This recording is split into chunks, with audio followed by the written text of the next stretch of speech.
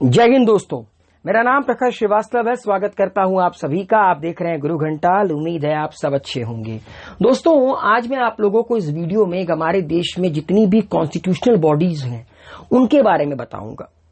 ठीक है, उनके बारे में आपको बहुत कुछ जानने को मिलेगा इस वीडियो में। मैंने कोशिश की है कि एक अकेले इस वीडियो में मैं आप लोगों को हिंदुस्तान के संविधान में जितनी भी कॉन्स्टिट्यूशनल बॉडीज हैं उनके बारे में एक एक करके सब कुछ बता दूं। तो निकल पड़ते हैं, समय व्यर्थ क्यों करें। सबसे पहले बात करते हैं अटॉर्नी जनरल की। अटॉर्नी जनरल होता कौन है? सबसे हाईएस्ट लीगल ऑफिसर, सबसे highest legal officer attorney general कहलाता है। जिस तरह फॉर एग्जांपल मान लीजिए कि अगर हम लोग किसी कानूनी पचड़े में पड़ जाते हैं तो वकील हायर करते हैं। एक भाई जिनके पास पैसा होता है वो बड़े वकील हायर करते हैं, लाइक सलमान खान टाइप।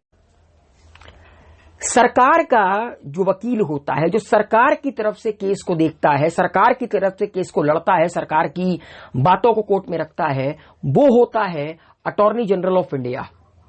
अगर आप भारत के संविधान का आर्टिकल 76 पढ़ेंगे तो वहां पर इनका जिक्र है। और ये ऑफिस होल्ड करते हैं during the pleasure of the president, pleasure of the president.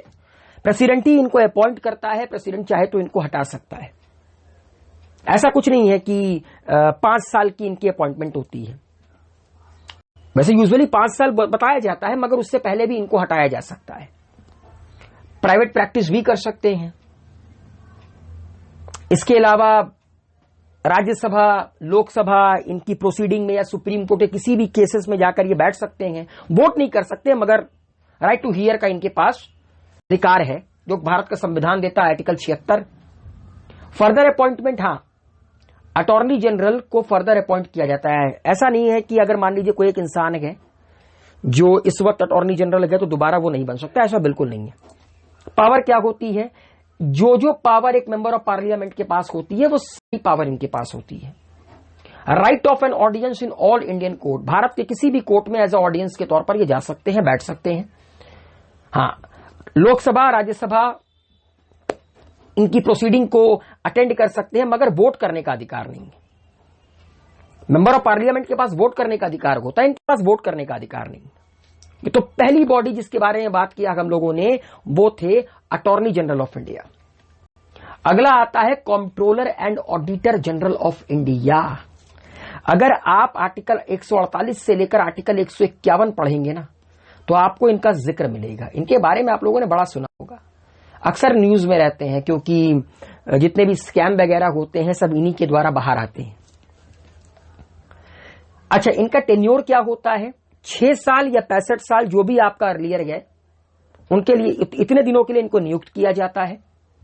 And president इनकी नियुक्ति करता है। इनको हटाने का तरीका बिल्कुल वही है जो एक सुप्रीम कोर्ट के जज को हटाने का तरीका है। ठीक है दोस्तों। हाँ, फर्दर अपॉइंटमेंट नहीं। एक इंसान हिंदुस्तान का 2 बार कैग नहीं बन सकता। अटॉर्नी जनरल 2 बार बन सकता है, 3 बार बन सकता है, फर्दर अपॉइंटमेंट पॉसिबल है, मगर कैग नहीं बन सकता। पावर क्या होती है भैया? देखो, जितने भी कंटिंजेंसी फंड होते हैं, इसके अलावा जो कंसोलिडेटेड फंड ऑफ इंडिया होता है या स्टेट का जो कंसोलिडेटेड फंड होता है, public account, fund of the state and centre, इन सब को ऑडिट करना, कितना पैसा आया, कितना पैसा गया, सरकार ने कहां पर फालतू पैसे खर्च किए, सरकार ने कितने कमाए, कितने उड़ा दिए, ये सब कुछ ऑडिट करना इनकी जिम्मेदारी होती है। इसके अलावा एडवाइजरी, ये कुछ मुद्दों में भारत के प्रेसिडेंट को एडवाइज भी करते हैं। अगर मान लीजिए कोई फाइनेंस का मुद्दा है तो ये भारत के प्रेसिडेंट को एडवाइज भी करते हैं। बड़ी ही इंपॉर्टेंट पोस्ट होती है कैग की। कमेंट बॉक्स में लिखकर बताइए कि इस वक्त हमारे देश का कैग कौन है एंड अटॉर्नी जनरल कौन है। अगली है दोस्तों इलेक्शन कमीशन ऑफ इंडिया। फिलहाल काफी न्यूज में है। मद्रास हाई कोर्ट ने इन्हें खूनी कह दिया, क्योंकि अभी बंगाल में जो इन्होंने अलाउ कर दिया इलेक्शन होना, कोविड वायरस फैल गया बहुत तगड़े से। अच्छा, अगर आप आर्टिकल 324 पढ़ेंगे तो इलेक्शन कमीशन ऑफ इंडिया का जिक्र है। अगर आप टोटल आर्टिकल 324 से लेकर आर्टिकल 328 पढ़ेंगे तो वहां पर आपको इनका जिक्र मिलेगा। कॉम्पोजिशन देखिए, एक वक्त था 1989 तक ये सिंगल मेंबर बॉडी थी। 1989 में जब 61st अमेंडमेंट एक्ट कर हिंदुस्तान में वोटिंग की एज को 21 साल से 18 साल कर दिया गया, तो ये मल्टी मेंबर बॉडी बन गई, जिसमें एक चीफ इलेक्शन कमिश्नर और 2 आपके इलेक्शन कमिश्नर होते हैं। अच्छा, 6 साल और 65 जो भी आपका अर्लियर है। Further appointment, yes, further appointment possible है इलेक्शन कमीशन ऑफ इंडिया में। इनका काम यही है देश में इलेक्शन करवाना, लोकसभा, राज्यसभा, विधानसभा, विधान परिषद। हाँ, लोकल का कराने का अधिकार किसी और का है। फाइनेंस कमीशन ऑफ इंडिया, अगर आप भारत के संविधान का आर्टिकल 280 पढ़ेंगे तो वहां पर आपको फाइनेंस कमीशन ऑफ इंडिया के बारे में जानने को मिलेगा। कॉम्पोजिशन, एक होता है चेयरमैन, इसके अलावा 4 मेंबर और होते हैं। फर्दर अपॉइंटमेंट, हां पॉसिबल है। पावर क्या होती है? अच्छा, जो भी टैक्सेस गए वो सेंटर और स्टेट के बीच में किस तरह डिवाइड होंगे, इसको डिसाइड करता है फाइनेंस कमीशन। कोई भी मैटर अगर फाइनेंस से रिलेटेड है और इनको प्रेसिडेंट के द्वारा रिफर्ड किया गया है, किसको? फाइनेंस कमीशन को, तो उस पर डिस्कस करना भी इनका अधिकार है। Evaluate the rise in the consolidated fund of the state. देखिए, मान लीजिए कोई राज्य गए, उसके कंसोलिडेटेड फंड से रिलेटेड अगर कोई भी दिक्कत परेशानी आती है, उसके फंड से रिलेटेड, तो आपका फाइनेंस कमीशन काम करती है। अगली बॉडी है national commission for schedule caste. जो शेड्यूल कास्ट है उनका कमीशन आर्टिकल 338 में इनका जिक्र है। कॉम्पोजिशन, एक होता है चेयरमैन, एक होता है वाइस चेयरमैन, इसके अलावा 3 मेंबर और। टेन्योर एंड रिमूवल, 3 साल इनकी अवधि होती है। फर्दर अपॉइंटमेंट, यस, इनका काम क्या होता है? शेड्यूल कास्ट जो हमारे देश में है उनके अधिकार के लिए लड़ना, उनके डेवलपमेंट के लिए सोचना, उनके उत्थान के लिए पॉलिसीज वगैरह बनाना, सरकार को रिकमेंड करना, इसीलिए इनको बनाया गया है। अगर उनको किसी भी तरह की दिक्कत है तो उनके दिक्कत का त्राण करना, इसके लिए national commission for schedule caste बनाया गया है। उसी तर्ज पर आपका national commission for schedule tribe है। इनका वही काम है जो national commission for schedule caste का है, बस फर्क सिर्फ इतना है कि national commission for schedule caste का सारा फोकस शेड्यूल कास्ट की तरफ होता है, national commission for schedule tribe का पूरा फोकस शेड्यूल ट्राइब की तरफ होता है। ठीक है। Article 338A national commission for schedule caste, article 338 schedule tribe, article 338A। Composition बिल्कुल वही, चेयरमैन, वाइस चेयरमैन 3 अलग से मेंबर होते हैं। टेन्योर एंड रिमूवल 3 साल। Further appointment, yes, further appointment होती है। अगला है बैकवर्ड क्लास 338B। तो 338 schedule caste, 338A schedule tribe, 338B backward class.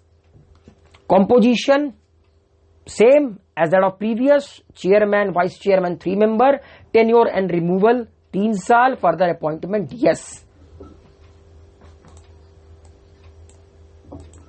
अगला है special officer for linguistic minorities. हमारे देश में वो भाषाएं जो आपकी माइनॉरिटी में आती हैं, जो कम बोली जाती हैं, उनसे रिलेटेड आपकी एक उनके मतलब देखिए, हमारे देश में जो भाषाएं हैं, बहुत तरह की भाषाएं बोली जाती हैं। भाषाएं कहीं खो ना जाए। कुछ भाषाएं ऐसी होती हैं जिनको लिंग्विस्टिक माइनॉरिटी का दर्जा मिला है, ठीक है, उनके लिए स्पेशल ऑफिसर की नियुक्ति होती है ताकि उन भाषाओं को डेवलप किया जाए और प्रमोट किया जाए, उनको प्रिजर्व किया जाए। तो इसके लिए आपको पढ़ना पड़ेगा article 350B। Composition, commissioner, deputy commissioner, assistant commissioner. Tenure और रिमूवल, गठित भी प्रेसिडेंट करता है और घटा भी प्रेसिडेंट सकता है। Further appointment, yes, further appointment possible होती है। अगला है यूपीएससी, ये तो कोई जानता है। आर्टिकल 315 से लेकर आर्टिकल 323 आपको जिक्र मिलेगा। कॉम्पोजिशन 9 से 11, टेन्योर एंड रिमूवल 6 साल या 65 जो भी आपका अर्ली हो। अच्छा, फर्दर अपॉइंटमेंट नहीं।